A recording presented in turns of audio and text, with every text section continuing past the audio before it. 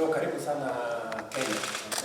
Mzee, let me say on behalf of the people and government of Kenya, we very sincerely appreciate your undertaking this state visit as a way of consolidating the friendship and the relationship between our two countries. We are building on an already existing solid foundation between our two countries in many areas of diplomacy, of trade, of investment, people-to-people relations. And I very want to say sincerely that we don't take your coming to Kenya for granted. Africa has lost a lot of time. It's now more than 60 years since independence, and Africa still has a lot of problems. And this is because of what I mentioned to you, the philosophical, strategic, and ideological mistakes which were made by the African leaders. They could not accurately define the historical mission. What is the historical mission at independence? The only one they got right was the liberation. That one they got it correct. That's why OAU was useful that time. But after that, they didn't know what to do.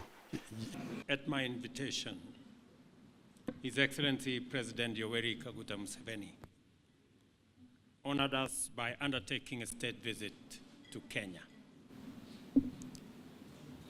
His visit underscores the profound significance we, as leaders, attach to the bilateral relations between Kenya and Uganda, and to our shared commitment to further develop and grow our relations. Kenya and Uganda are firmly united by relations deeply rooted in shared history, culture, and aspirations for regional peace and prosperity.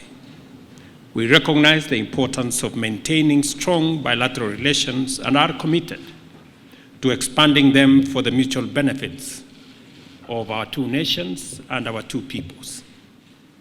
I join His Excellency President Museveni in appreciating the significant outcome of the second session of the Joint Ministerial Committee held from May 12th to May 14, 2024 in Kampala, Uganda, which culminated in the signing of 7 instruments of cooperation between our two countries.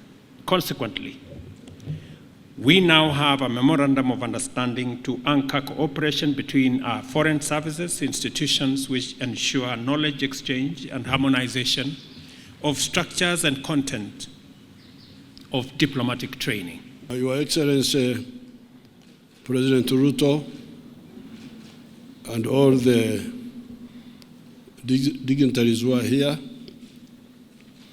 as you heard, His Excellency summarized what we have agreed, the agreements, the protocols. I don't want to repeat those. The only issue is for me to point out that all that is guided by the historical missions which the Africans have finally crystallized. More than 60 years ago, when we got independence, we did not harmonize properly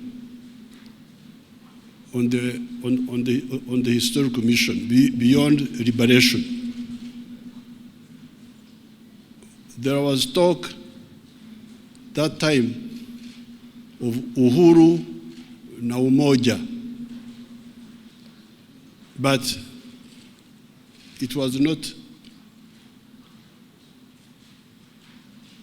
deeply disassembled. What did uhuru na umoja mean? That's why, therefore, we have lost 6 decades. And as you can see in Africa, we have got so many problems. The collapse of state authority in so many countries. This is not accidental. This is really, this was inevitable and it was predictable. This is the only way not to leave anybody behind. And to remove the irrationality. You look at Africa. Africa really is amazing. And Latin America. Because Africa is one house, one building. Now, the sitting room is another country. The bedroom is another country. The other one is another country. Now, to go from the bedroom to the outside, you must go through another country. You must go get a visa. You must get. What's this now? Uganda is part of Kenya and part of Tanzania and part of DRC, but we are in the bedroom there. You fellows here, you are in the sitting room. Now, to go out, we must know. Please, can I go? Can I come to the sitting room? It is so irrational, so irrational. So I thank His Excellency for inviting me. Please don't allow me to talk, because if you give me audience, you do so at your own risk. I can talk for ages. Thank you very much.